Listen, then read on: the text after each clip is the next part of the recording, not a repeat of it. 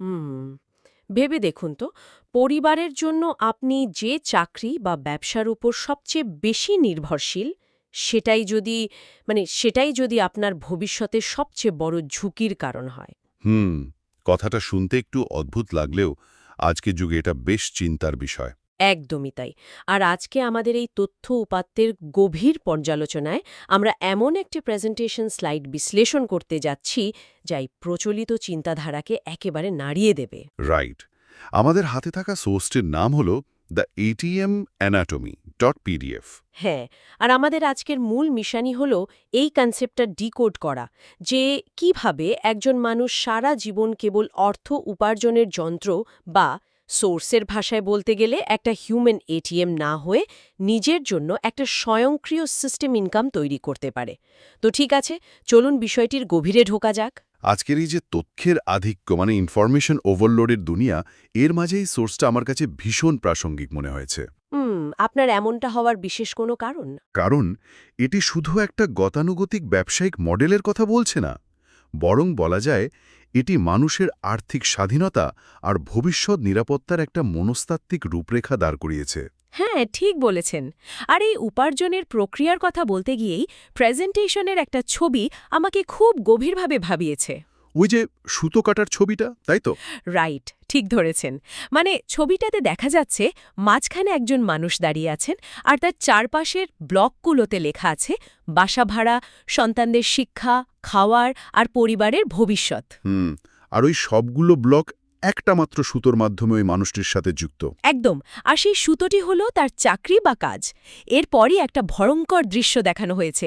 একটা কাঁচি এসে ওই কাজের সুতোটা কেটে দিচ্ছে। আর সুতোটা ছিঁড়ে গেলেই সবগুলো ব্লক ধসে পড়ছে। হ্যাঁ, কোনো কারণে কাজ বন্ধ হয়ে গেলে সব শেষ। সোর্সের দাবি অনুযায়ী এটাই আমাদের সমাজের রূঢ় বাস্তবতা। আসলে কাচির ওই দৃশ্যটি একটা সাংঘাতিক অর্থনৈতিক সত্যের প্রতীক। আমরা যখন প্রথাগত কোনো চাকরি করি, তখন আমরা মূলত টাকার বিনিময়ে আমাদের সময় বিক্রি করি। হুম, অর্থাৎ যতক্ষণ সময় দিচ্ছি ততক্ষণ টাকা আসছে। ঠিক। অর্থনীতিতে একেই বলা হয় অ্যাক্টিভ ইনকাম। কিন্তু সমস্যা হলো, জীবন তো সবসময় একটা নির্দিষ্ট নিয়মে চলে না। ধরুন হঠাৎ কোনো অসুস্থতা এলো বা কোম্পানির ছাঁটাই হলো, তখন কি হবে? তখন তো পুরো আয়টাই শূন্য হয়ে যাবে। রাইট। এই প্রেজেন্টেশনটি ঠিক এই প্রশ্নটাই তুলছে। আপনি যদি নিজে কাজ না করতে পারেন, তবে আপনার পরিবারের ওই ব্লকগুলো, বাসা ভাড়া, খাবার, এগুলো কে সামলাবে? উম, এই পরিস্থিতিটা বোঝানোর জন্য আমার একটা মজার তুলনার কথা মনে পড়ছে। ধরুন এই অ্যাক্টিভ ইনকাম হলো ইঁদুরের চাকা বা হ্যামস্টার হুইল ঘোরানোর মতো। Hamster wheel? দারুণ একটা অ্যানালজি তো। মানে ইঁদুরটা যতক্ষণ দৌড়াচ্ছে চাকা ঘুরছে, কিন্তু সে থামলেই সব শেষ। তো আমার প্রশ্ন হলো, সবাই জেনে বুঝেও কেন এই ইঁদুর দৌড়ে আটকে থাকে? এখানে সবচেয়ে চমকপ্রদ বিষয়টি হল এই সিস্টেম ইনকাম বা স্বয়ংক্রিয় আয়ের ধারণার অভাব।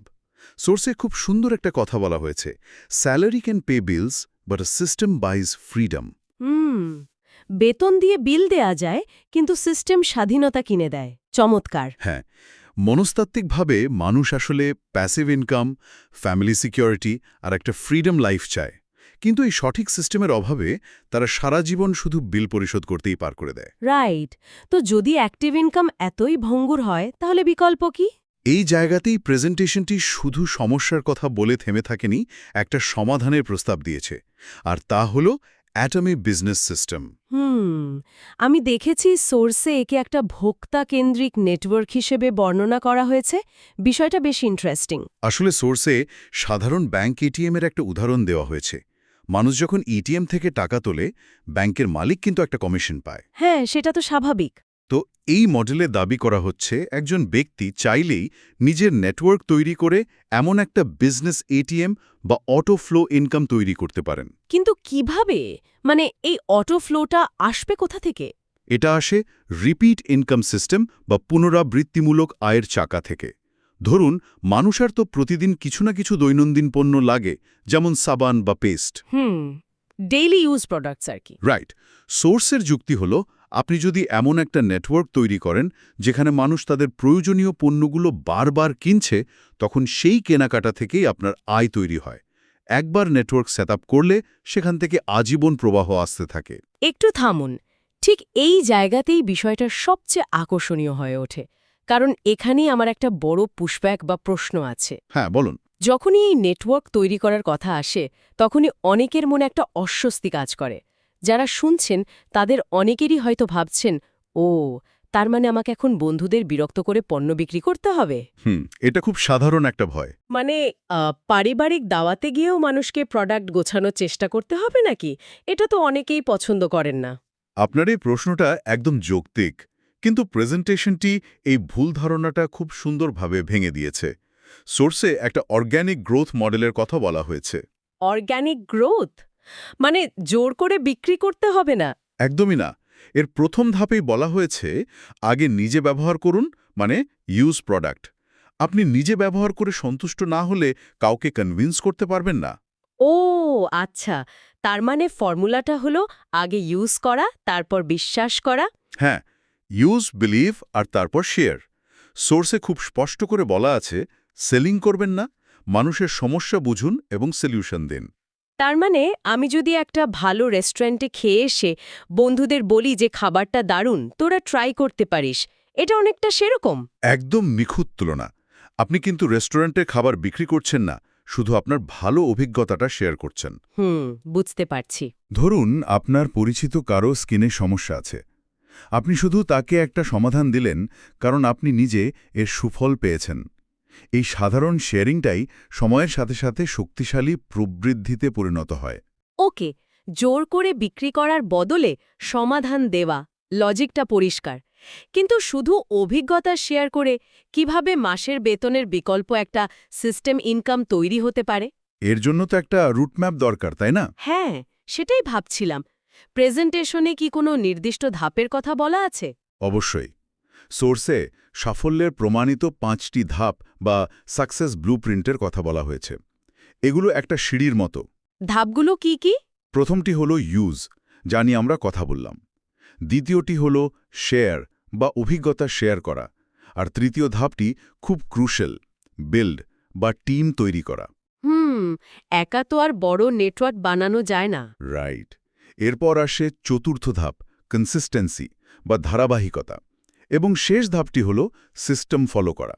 আচ্ছা, এই কনসিস্টেন্সি ধাপটা নিয়ে একটু বলা দরকার। সোর্সে একটা মাল্টিপ্লায়ার এফেক্ট বা গুণক প্রভাবের গ্রাফ আছে, যেটা আমার খুব ইন্টারেস্টিং লেগেছে। হ্যাঁ, ওই গ্রাফটা পুরো প্রক্রিয়ার চিত্রটা পরিষ্কার করে দেয়। গ্রাফে দেখা যাচ্ছে শুরুর দিকে আয়ের রেখাটা একদম সমতল, মানে মানুষ প্রতিদিন ছোট ছোট কাজ করছে, কিন্তু চোখে পড়ার মতো কোনো টাকা আসছে না। এটা দেখে অনেকেই হতাশ হয়ে পড়েন। হ্যাঁ, আমি যদি একটা অ্যানালজি দিই, এটা অনেকটা বাঁশ গাছ লাগানোর মতো। প্রথম দিকে মাটির উপরে কিছুই দেখা যায় না, কিন্তু শেকড় অনেক দূর ছড়িয়ে পড়ে। দারুণ বলেছেন। তারপর হঠাৎ করেই সেটা হুহু করে বেড়ে ওঠে। গ্রাফটাতেও দেখলাম 1 বছরের ধারাবাহিকতা বজায় রাখলে হঠাৎ করে ইনকামটা রকেটের মতো উপরে উঠে যায়। আপনার এই বাঁশ গাছের তুলনাটা একদম পারফেক্ট। মানুষ মূলত এই সমতল রেখাটাতেই ধৈর্য হারিয়ে ফেলে। কিন্তু সোর্স বলছে রাতারাতি কোনো ম্যাজিক হয় না। মানে লেগে থাকতে হবে। আমরা যদি এর সাথে বৃহত্তর প্রেক্ষাপটকে যুক্ত করি, তাহলে দেখব যে কোনো বড় সাফল্যের জন্য একটা প্রমাণিত সিস্টেম দরকার। সোর্সের সিস্টেমে 3টি স্তম্ভের কথা বলা হয়েছে।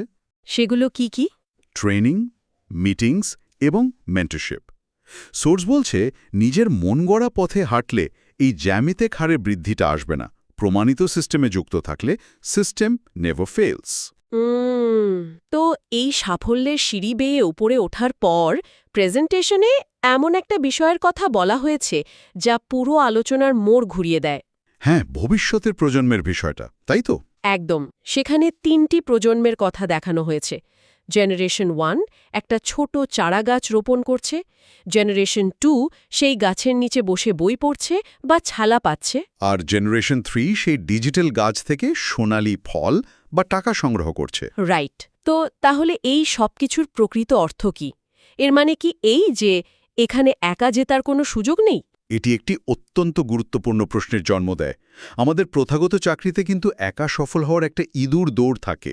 হ্যাঁ, কলিগকে পেছনে ফেলে প্রমোশন পাওয়ার চেষ্টা। কিন্তু সোর্সে অ্যাটমির একটা গোল্ডেন রুল দেওয়া আছে।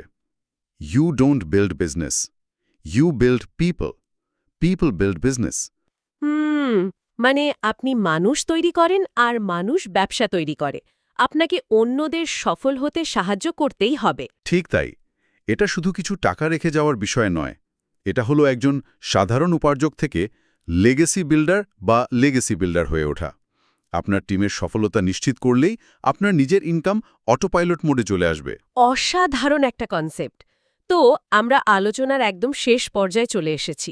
সোর্সের একদম শেষের দিকের একটা ছবি আসলে পুরো বিষয়টার দারুণ একটা সারসংক্ষেপ দেয়। ওই রাস্তার মোড়ের ছবিটার কথা বলছেন তো? হ্যাঁ, একদিকে স্যালারি এটিএমের গোলক ধাঁধা বা মেজ, যেখানে সারা জীবন শুধু ঘুরপাক খেতে হয়, আর অন্যদিকে অ্যাটমি এটিএমের সোনালি সিঁড়ি, যা একটা স্বয়ংক্রিয় সিস্টেমের দিকে যায়। আর সিদ্ধান্ত নেওয়ার জন্য বলা হয়েছে টুমোরো ইকুয়ালস নেভার, অর্থাৎ আগামীকালের ভরসায় বসে থাকলে চলবে না।